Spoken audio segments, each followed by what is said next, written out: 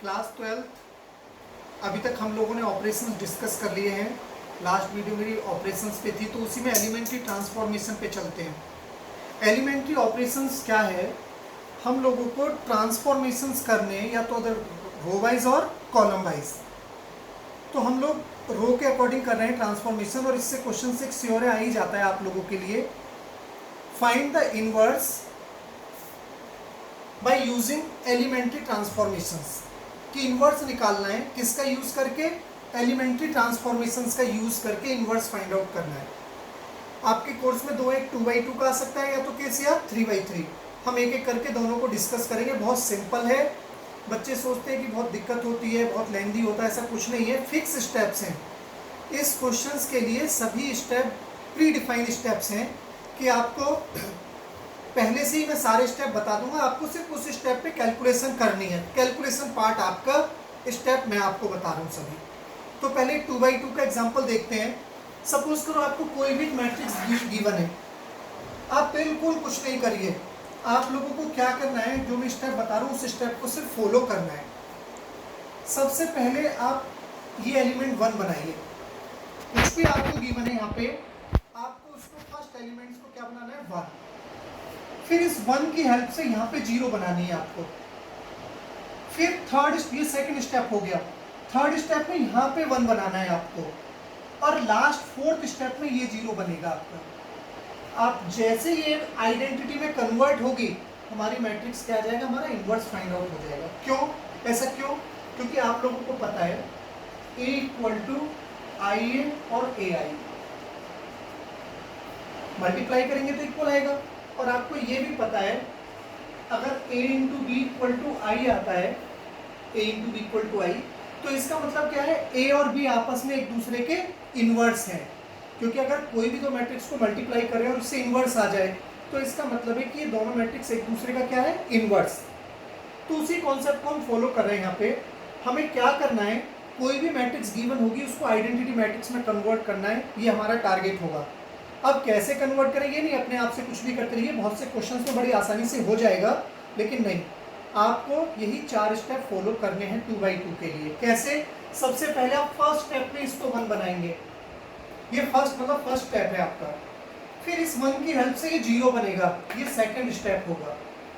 फिर third step में इसको 1 बनाएंगे, इस एलिमेंट को, और लास्ट यानी फोर्थ स्टेप में इसकी हेल्प से ये वाला क्या बनेगा, 0। आपको ये बिल्कुल दिमाग में रखना है। आप इसी स्टेप को फॉलो करेंगे। क्वेश्चंस बहुत इजी है, जैसे 2/2 का बहुत इजी है, 3/3 भी बहुत इजी होता है।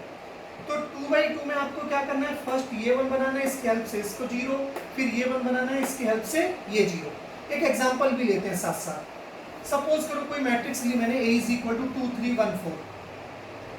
अब मेरे को पता है A = I होता है, आपको ये पता है AI भी होता है, लेकिन ये भी एक बहुत की पॉइंट है, ये बात आपको दिमाग में रखनी है कि जब भी आप एलिमेंट्री रो ट्रांसफॉर्मेशन यूज करेंगे, एलिमेंट्री रो ट्रांसफॉर्मेशन मतलब कि आप जब रोज के अंदर ऑपरेशन लगाएंगे, इस क्वेश्चंस में एक बात का ख्याल रखना है बिल्कुल आपको, या तो आप थ्रू आउट द क्वेश्चंस रो को ऑपरेट करेंगे या through out the questions column को ऑपरेट करेंगे।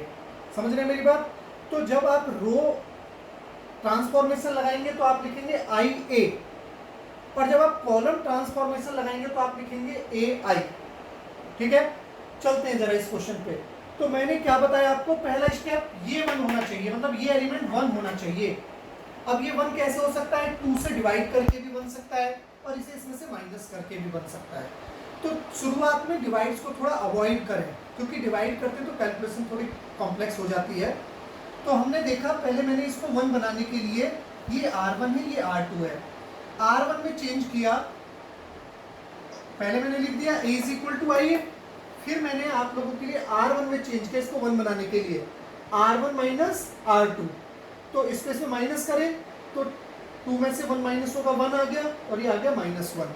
जो आप चेंजेस इधर कर रहे हैं वो चेंजेस इधर भी होंगे। तो ये आपकी मैट्रिक्स, पहला स्टेप मेरा complete, first step done. First step ने बोल दिया कि आपका ये 1 बन गया। सेकंड स्टेप क्या था, इसको 0 बनाइए आप। इसको 0 बनाने के लिए बहुत सिंपल दिखा कि इन दोनों को माइनस कर देता हूं। तो R2 में चेंज किया, ये R2 है मेरी, R2 में चेंज किया, R2 - R1। R2 इसको कैसे पढ़ेंगे, R2 चेंजेस R2 - R1। तो 1 माइनस 1 0, 4 माइनस माइनस प्लस हो जाएगा तो क्या गया 5। सिमिलर वे में इधर भी ऑपरेट किया, अगर ये सब माइनस करूंगा -1, ये माइनस माइनस प्लस होकर क्या जाएगा 2। ए को कुछ नहीं चेंज करना, रख दिया। 2 स्टेप खत्म।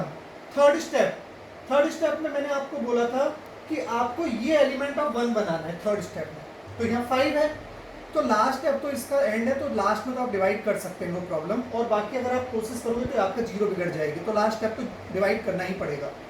तो R2 को किससे डिवाइड कर दिया? 5 से। जो चेंजेस इधर होंगे वो इधर भी होंगे, बच्चे भूल जाते हैं, बार बार मैं बोल रहा हूँ इस चीज को, जो इधर चेंजेस होंगे वो इधर भी होंगे। तो 5 से R2 में डिवाइड कर दिया। नेक्स्ट स्टेप मैंने बोला आपको, लास्ट स्टेप ये 0 होना चाहिए, और किसके हेल्प से? इसके हेल्प से।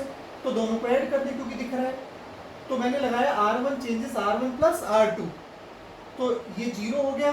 सिमिलर वे में यहाँ पे इसे ऐड किया, इसको इससे ऐड करके हमारा ये आइडेंटिटी बन गई है।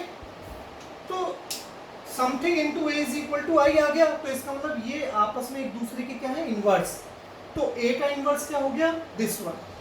तो जो मैट्रिक्स हम लोगों को ये थी, इसका इनवर्स क्या हो जाएगा?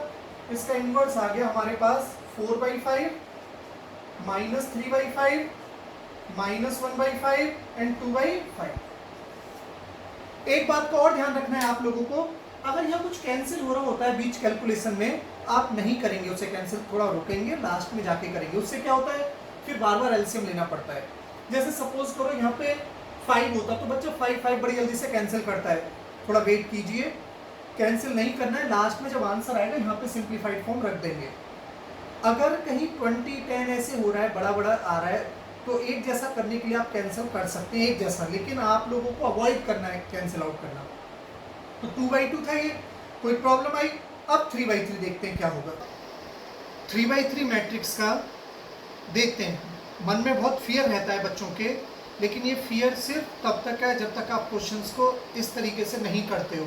जैसे ही आप इस जो मैं आपको बताने जा रहा हूँ इस पैटर्न को फॉलो करेंगे, इन स्टेप्स को फॉलो करेंगे, ये मेरी गारंटी है, सिर्फ कैलकुलेशन के अलावा और कुछ भी नहीं रहेगा आपके पास। सिर्फ कैलकुलेशन के आपको 6 मार्क्स मिल जाने। अगर एक क्वेश्चन आएगा तो 6 मार्क का क्वेश्चन है, आपको 6 मार्क्स दे के जाएगा, मोस्ट ऑफ द टाइम आता है। तो देखते हैं फॉर 3/3 ऑर्डर मैट्रिक्स, आपको कोई भी मैट्रिक्स दी हो, जैसे 2/2 में मैंने आपसे बोला था, वही 3/3 में कुछ बताने जा रहा हूँ। ओब्वियसली उसमें 4 स्टेप थे क्योंकि 2/2 थी, इसमें 7 स्टेप में क्वेश्चन खत्म हो जाएगा। आपको करना क्या है? सबसे पहले ये एलिमेंट 1 बनाना है, इसी स्टेप को फॉलो करना है। आपको कितना ही बीच में इजी बन रहा हो क्वेश्चन, लेकिन नहीं करना है। इस कॉन्सेप्ट को, इस पैटर्न को, इस स्टेप को फॉलो कीजिए, आपको बिल्कुल कोई प्रॉब्लम नहीं आने वाली है। सबसे पहले ये एलिमेंट आपका 1 होना चाहिए। इस 1 की हेल्प से आप ये दोनों 0 बनाएंगे। अब ये कुछ भी होगा 1 से बड़े इजीली 0 बन जाएगा, अभी हम लोग देखेंगे। फर्स्ट स्टेप इसको 1 बनाना है, सेकंड स्टेप में ये दोनों 0, फिर इसको 1 बनाना है आपको, ये थर्ड स्टेप होगा आपका। ये जैसे ही 1 बनेगा इसकी हेल्प से इसे 0 कर देंगे, फोर्थ स्टेप हो गया। फिर इसको 1 बनाएंगे, आपका फिफ्थ स्टेप होगा। फिर ये दोनों 0 बनेंगे, सिक्स्थ स्टेप हो गया, और लास्ट ये 0 बनेगा। मतलब आपने इसको आई में कन्वर्ट कर देना है। अब मैं इसको लिख रहा हूँ यहाँ पे फिर से। फर्स्ट स्टेप आपका इसको 1 बनाना है, ये फर्स्ट स्टेप है आपका। फिर इस एरो का मतलब है कि इस 1 की हेल्प से ये दोनों 0 बनेंगे, हमारा सेकंड स्टेप होगा। फिर ये 1 बनेंगे, थर्ड स्टेप होगा। फिर इस 1 की हेल्प से ये 0 बनेगा, ये हमारा फोर्थ स्टेप होगा। फिर उसके बाद इसको 1 बनाएंगे, ये फिफ्थ स्टेप होगा हमारा। इस 1 की हेल्प से दोनों एलिमेंट 0 होंगे, सिक्स्थ स्टेप हो गया। और लास्ट मतलब 7, इसको 0 बना देंगे। आपको ये स्टेप फॉलो करेंगे, बड़ी इजीली इनवर्स निकलेगा। अब एक क्वेश्चंस भी देख लेते हैं। सपोज करो मैंने कोई लिख दिया, एग्जांपल है आपके एनसीईआरटी से, मैंने उसी एग्जांपल को लिख लिया। सपोज करो ये एग्जांपल है आपका। फिर मैं आई मैंने लिखा है a इज इक्वल टू आई ए, इसका मतलब मैं एलिमेंट्री रो ट्रांसफॉर्मेशन यूज करूंगा, कॉलम नहीं करूंगा। मतलब मैं सिर्फ सारा ही चेंज किस में रखूंगा? रोज में। तो a इक्वल टू आई ए, मैंने आपको पहला स्टेप बोला था ये 1 होना चाहिए, यहाँ तो 0 है। तो मैंने देखा हम जरूरी प्लस माइनस ही करें, पूरे रो और पूरे कॉलम को भी इंटरचेंज कर सकते हैं। तो मैंने R1 R2 को इंटरचेंज कर दिया, मतलब R2 की जगह R1 लिख दिया और R1 की जगह R2, देखो इंटरचेंज कर दिया दोनों साइड। बोथ साइड आपको ऑपरेट करना है। कुछ बात बच्चे यहाँ भूल जाते हैं, इधर ऑपरेट करना और इधर ऑपरेट करते रहते हैं, दोनों साइड बराबर ऑपरेट करना है।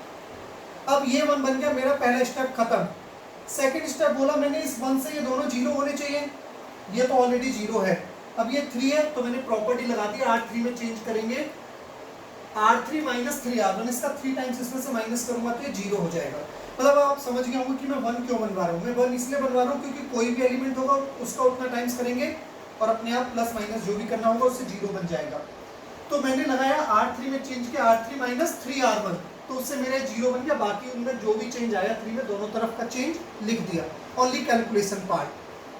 फिर मैंने आपको सेकंड स्टेप बताया कि आपको यहाँ पे 1 आना चाहिए, और देखो चांस की बात है ये मेरा ऑलरेडी 1 आ गया, यहाँ पे ये अपने आप आ गया। नहीं आता तो मैं कुछ डिवाइड करता, माइनस प्लस करता, कुछ ना कुछ करता। ये वाला स्टेप मेरा, यानी मैं थर्ड स्टेप पे पहुंच गया हूँ, ये 1 बन गया मेरा। फोर्थ स्टेप कहता था कि ये 0 होना चाहिए, ये वाला एलिमेंट 0 होना चाहिए, तो इसका 5 टाइम्स इसमें प्लस कर दो। मैंने लगा दिया, R3 में चेंज किया, R3 प्लस 5R2, यानी इसका 5 टाइम्स इसमें ऐड कर दिया। और देखो इसे ऐड करती हैं, 0 बन गया। जो भी चेंज आया दूसरी, ये बाकी चेंजेस मतलब R3 में जो भी चेंजेस आया वो कैलकुलेशन करके आप लोगों ने लिख दिया। अब मेरा नेक्स्ट स्टेप है इसको 1 बनाना, यानी यहाँ पे 1 होना चाहिए। अब 2 है ये तो लास्ट स्टेप में तो आप डिवाइड कर दो, 2 है 3 है 4 है जो भी, उससे डिवाइड कर दो। तो मैंने R3 को किससे डिवाइड कर दिया, 2 से। जैसे इसे 2 से डिवाइड किया तो इधर मेरा फ्रैक्शन में आ गया, क्योंकि इधर भी काम होना है यही, लेकिन इधर 1 बन गया। अब इस 1 की हेल्प से मेरा नेक्स्ट स्टेप 6 स्टेप पे आ गया हूं मैं। अब इस 1 से ये दोनों 0 बनना चाहिए, इसका 2 टाइम्स और इसमें 3 टाइम्स। देखो यही लगाया, R1 में इसका R3 का 3 टाइम्स माइनस कर दिया और इसमें इसका 2 टाइम्स माइनस कर दिया, तो ये भी मेरे दोनों 0 तैयार। जो इधर चेंज आया वो आया। अब देखना जरा एक बात, मैंने पिछले उसमें बोला था आपको क्वेश्चंस में कि आप कैंसिल आउट नहीं करोगे अगर कुछ है। कैंसिल आउट कैसे, देखिए जैसे 6 और 2, 8 और 4 ये कैंसिल हो रहे हैं, लेकिन मैं नहीं करूंगा। जैसे ही मैं कैंसिल करूंगा तो कैलकुलेशन मेरी बड़ी टिपिकल हो जाएगी, एज इट इज सभी के अपोन में 2 है, एज इट इज बना रहने दीजिए। बस एक स्टेप और बचा है, वो लास्ट स्टेप क्या है, इसको 0 बनाना है। और वो 0 कैसे बनेगा, वो 0 बनेगा इसका 2 टाइम्स इसमें माइनस करने से। तो मैंने लिख दिया R1 में चेंज करूंगा, R1 माइनस 2R2, मतलब ये R1 चेंज होगी दोनों की, कैसे, R1 माइनस 2R2। तो इससे कुछ फर्क नहीं पड़ा, इससे कुछ नहीं, इसका 2 टाइम्स किया 0 आ गया, बाकी दोनों एज इट इज। इधर देखते हैं, इसका 2 टाइम्स करा मैंने और इसमें क्या करा, उसको माइनस किया, तो ये हो गया 16, या 15, तो कितना आ गया 1/2। सिमिलरली ये आ जाएगा मेरा। कैलकुलेशन, सिर्फ कैलकुलेशन करनी है। तो अब देखिए आइडेंटिटी बन गई, तो समथिंग इनटू, यानी A inverse into A is equal to क्या होना चाहिए, I। तो इसका मतलब मेरी जो मैट्रिक्स थी उसका इनवर्स आ गया मेरे पास 1/2 माइनस 1/2 1/2। अब कुछ कैंसिल हो रहा है, कर दीजिए, -4 3 -1। देखो अब मैंने लास्ट में यहाँ पे कैंसिल आउट कर दिया है, लेकिन इन बिटवीन कैलकुलेशन कुछ नहीं करना है आपको। 5/2 -3/2 1/2, तो ये क्या निकल गया, मेरा इनवर्स निकल गया। तो देखो बच्चों क्या करना है, बड़े आराम से, पहले इसको 1 बनाओ, उससे ये दोनों 0, फिर ये 1 बनाओ, उससे ये 0, फिर ये 1 बनाओ, इससे दोनों 0, फिर लास्ट में ये 0। तो यही स्टेप मैंने इसमें 3/3 में फॉलो किए। आप प्रैक्टिस करेंगे इसी पैटर्न को, और कोई भी प्रॉब्लम होगी तो बस कैलकुलेशन पार्ट अपनी तरफ से रखिए। मेरी गारंटी आपसे मैं पूरा आप लोगों को आश्वासन देता हूँ कि इसमें आपको 1% दिक्कत नहीं होगी अगर आपकी कैलकुलेशन सही है। स्टेप फॉलो कीजिए, कैलकुलेशन सही कीजिए, आपका रिजल्ट 100% आएगा। कोई भी प्रॉब्लम होती है तो आप मेरे को बताएंगे, नेक्स्ट वीडियो में फिर से जल्दी ही मिलेंगे। Thank you.